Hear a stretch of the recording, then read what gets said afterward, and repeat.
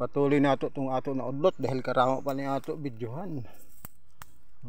Sa taga-udyungan Kahogor, di mga kamote.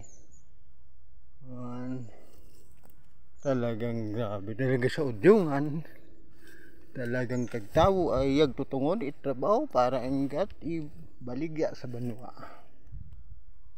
Kagkamote, mga puyahan, abang ganda kali. Yan. Natin yung mga kamote. Perting ganda. Perting init yung ready lingasin. Ganda. Bang kamote, bang tinaba, dinidog, di mga batag, sari-sari. Basta mga taga-udyungan talaga ay Kahogor.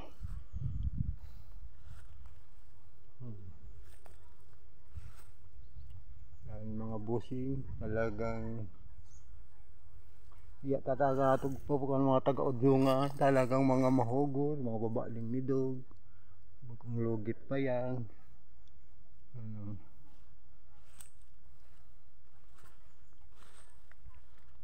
Yan, grabe talaga dili sa udyungan, mga mahogor kag tao pero maayog kaon itkanon.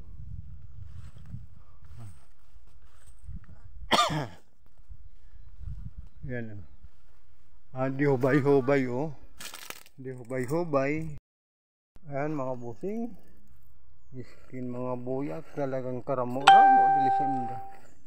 Rayaag kalulimpyo. Amang ramo bang limpyo ling rayaag kaguganda dili inda rayaag. Bang presko pa dili kakusog-kusog kag hangin.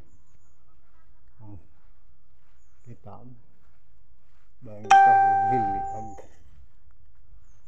kung mayo utang sa may pay rayon ag mga buya ko kaguganda na pero nagkupos dahil sa sobrang init.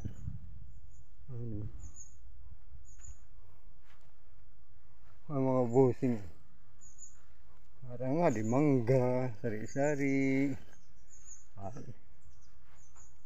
Yan kali guganda pa pugar hitam. Kali unda pandanak rin sa amo. Mga buyak-buyak. Di bayag. Ganda dili sa Indra. Gandag masran ago.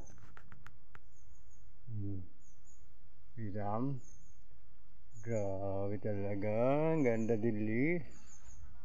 Ganda view.